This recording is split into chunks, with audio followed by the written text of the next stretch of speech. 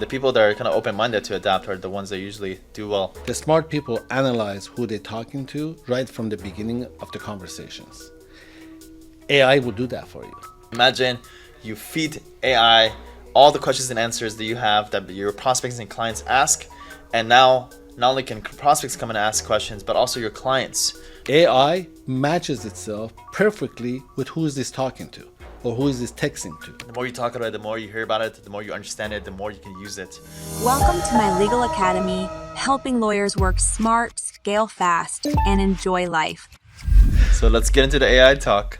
The question is, what are you most excited about that's going to be applied to law firms using AI?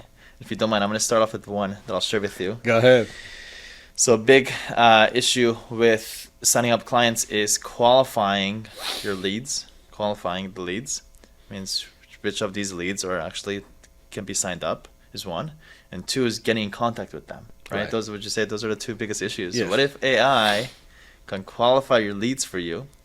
It's not a what if. No, It can't. No, it can't. I'm just giving you the premise, the pitch deck, Right. before I give it the solution. Okay. It can qualify for you. That means it can go back and forth with the prospect to ask specific questions. Right questions. And ask the right questions. And even if the prospect says something far off, it could come back and bring it back to the conversation. Right. And second, getting in contact is this will be done through text. So the prospects are talking to an AI through text automatically. So I just explored this. I have the system. We're building it out right now as we speak. I think I have to bring on a couple of automation experts with me that way I can to systematize this. I don't want to be the only one that knows how to do this. So I'm bringing on two people to be able to do this with me, and then hopefully be able to hopefully release it to our members, my Legal Academy members. Hopefully, we're in March. I would assume by end of April. Hopefully, is my goal. So that's what's the agenda for us. Another angle about that you're going to experiment through this process is going to be, how you're starting a conversation with somebody based on their age, their gender, their parents and things like that. And you're basically figuring out the demographic of that person in the conversation. The smart people analyze who they're talking to right from the beginning of the conversations. AI will do that for you. If you ask them, if you find out that intake person, what gender they are, what age bracket they are, which state they live in, what city, what part of the city, and the tone of voice, the AI can automatically adjust itself to correspond with that specific person. In a way of AI, it singles out, like, is this person is the only person on earth at that moment. So analyzes the entire process and formats itself to deal with that specific demographic and character. So it's almost like a perfect match. It's like how people are looking for their perfect match. AI matches itself perfectly with who is this talking to or who is this texting to. From the length of the text, from the words they're using the text, the frequency and the time it takes them to respond. It analyzes every single one of those and adjusts its responses to those data points. So this is like a deeper side of the AI that I'm talking about. But imagine if you integrate all of that into the system that you were just talking about. The front end in the beginning and in the end. And then in the end, it also knows how to close it. Yep. Because it knows when to push, when not to push, when to take a step back. Let them think, let them talk, let them listen. The whole thing is analyzed by AI. I can talk about this one for like hours. Yeah, let's go back and forth. I have use cases of AI. This one is, I'm kind of proactively building out AI. Obviously, it feeds off data. And, the data right now, let's just say whatever that's out online. But even a better data is your own data that you've been sitting on. Some people, it's called building a second brain. Essentially, you have your brain, but also in the days of so much information, the smart people have been building out their own information sources. I've been saving my notes for the past 7-8 years in Dropbox, and Google Drive, and Google Sheets, and Google Docs, and all that stuff. But in the last couple of months, I've been transferring all that, organizing it, and making it a lot more conceptually structured in Evernote. Right. Why? Because I know Evernote got purchased by a big Norwegian, I believe, startup company, and they're gonna have AI integrations in there where basically it's gonna take your own data and say, hey, here's all the things that you know about law firm growth. This is what you can do. Right. This is how to actually put this information into application. So call to action: if you have your own data right now, go compile it into Evernote or one of these tools. And eventually these tools in the next couple of months are probably going to release their AI version. And now it's just going to tap into it. So, you want to be proactive about that. Absolutely. Like you mentioned, it's not just the demographic information. All the notes you've taken on this type of cases, all the reactions and the correspondence you got from the other party. If you were sort of let AI loose in your case management software or your email system and let it dig in anything relates to the client, not what it does, by the way, but how the AI uses that, it identifies exact patterns of the data set that you're giving them. Because now for AI, that's a small data set. Even if you have 10,000, 20,000, 100,000 data points, it's still for AI is a very small data set. So it identifies and learns all the commonality between the data set you just gave them, and then goes out and finds a million other people that matches that criteria, that demographic, that pattern. So now you start with 10,000, 10 minutes later, you have like a million of the same people available to you. And then you're telling them, okay, what to do with it now. You found them. Now let's figure out what we do with them. Connected to the software that we're going to build out to qualify them and sign them up. Exactly. Hey, hope you're enjoying the video so far. If you're a lawyer and you're looking to work smart, scale fast, and enjoy life, right below this video, you'll find a link to book a call to speak to my team so we can tell you how we've been able to help over 500 law firm owners scale their law firm. Now back to the video. Going back to what we were talking about is customer service for law firms. Imagine you feed AI all the questions and answers that you have that your prospects and clients ask, and now not only can prospects come and ask questions, but also your clients. And this AI could be integrated into your own CRM. As long as you authenticate that you're the client, then you can say, hey, where am I in the case? And it basically gives an exact timeline of exactly where they are in the case. So that's a really cool one. This one, we actually found a resource for this that is building this out. The company is called Intercom, which is one of the biggest chat tools online. So if you're interested, go to Intercom, look up Intercom customer service AI. You'll kind of join. There's going to come a time, like I'm predicting, like 3 to 5 years from now, when you're calling anybody's customer service, and if you're asking them, is this a live agent, which people now prefer? If he says I'm a live agent, they're going to hang up, dial again, hoping to get the AI answering them, because they know the AI is not going to make the mistake, has the perfect answers, has them all available.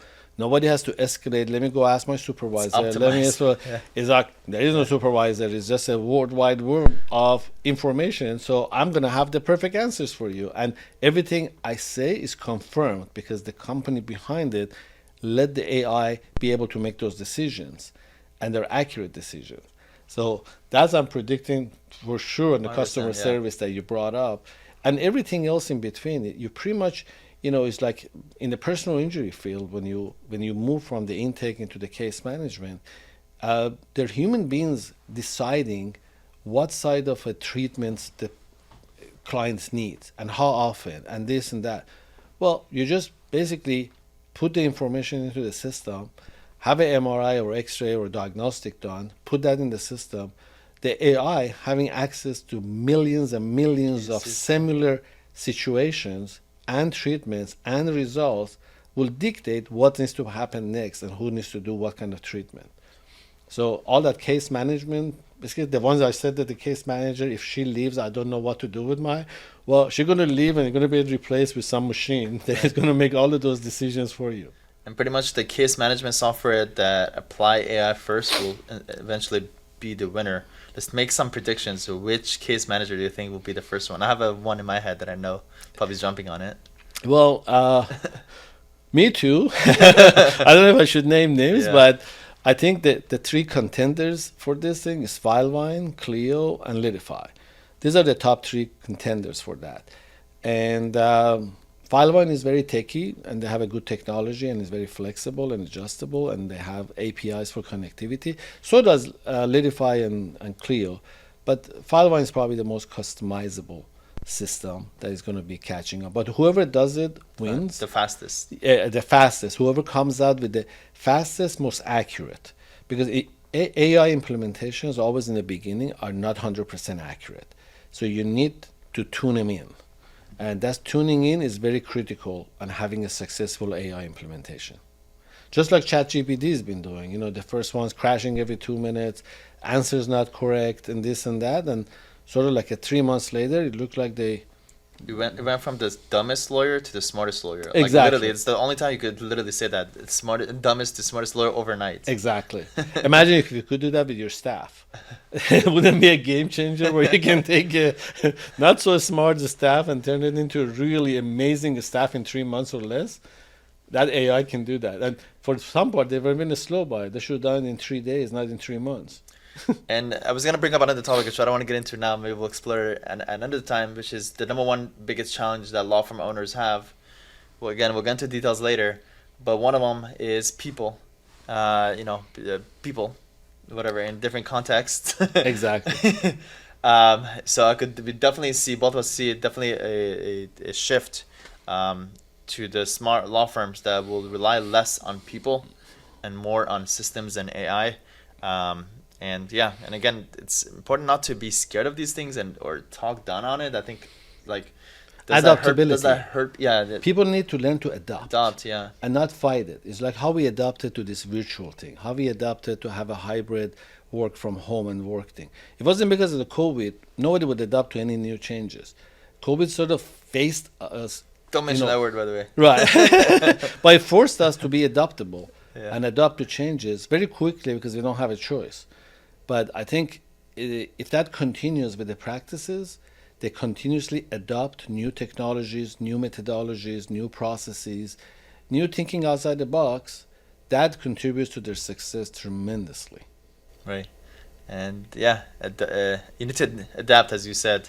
And the people that are kind of open-minded to adapt are the ones that usually do well, versus being stuck and just, no, this is... we don't understand, this is going to replace a lot of jobs, and just kind of looking at it negative way doesn't help anybody, it doesn't help you, definitely. We get a lot of that in virtual staffing. It's a whole mindset change, like the old traditional law firm. I need everybody being surrounding me. Went to, well, maybe I can try a couple of people not being here. So we get a couple of virtual staff. And then I have people going from like 2 virtual staff to like 40 virtual staff in a matter of like 3 months. Yeah. I said, how did you have all these needs and you didn't fulfill it? I said, but no, half of it was the needs that I wasn't fulfilling. The other half I was putting out with a lot of non-performers in my firm, fear of replacements. Well, I got rid of them and I just replaced all of them with virtual staffing. It's much cheaper, much more scalable. So, and even the ones that say that we can't afford it or we don't know if we want to do it or take the dip, I tell them, have a virtual staff on us for a month, then tell me what you think. So we do that too. We to just break the ice throughout the practice, to start testing something new and adapt to the new changes. Once you taste it, you can't stop. Yeah, then they call back like and say, Pringles. can I have 3 more of those? All right. So, fun conversation, but I'm going to give people a little preview for what's to come. We have so many interesting topics to explore together. So let me just give a little preview. And so that way it kind of makes you want to continue watching us. We're going to continue this AI themed because it's not going to go away, and it's always constantly evolving. And we really, the more you talk about it, the more you hear about it, the more you understand it, the more you can use it.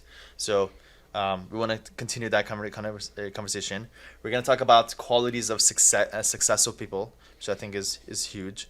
How both of us stay up to date with what's going on in the legal space, which is super important for any law firm owner to stay on top of everything that's going on. We're also going to talk about not just law firm stuff, but also life, including relationships. I know you've been married for a long time, and hopefully I'll have a long marriage too. And I think it's very important to tackle that. Biggest challenge that lawyers are facing, how to maintain a positive and productive work culture. And there's so many other topics that we have that I literally have right here that we'll be talking. So, I hope you enjoyed our first little episode of this. yeah, but we're open to feedback. So let us know Absolutely. if you enjoyed it. Give us some comments below. Give us a like, and share this with one other lawyer that you know. Because, and the reason is, you're actually going to add value to their life, and you're going to expose them to something that they've never been exposed to, and they're going to appreciate you for it, and it's going to be good karma, and that will bring you good things. We appreciate it, and we'll see you in the next show. Absolutely. Thank you. Thank you, Sam.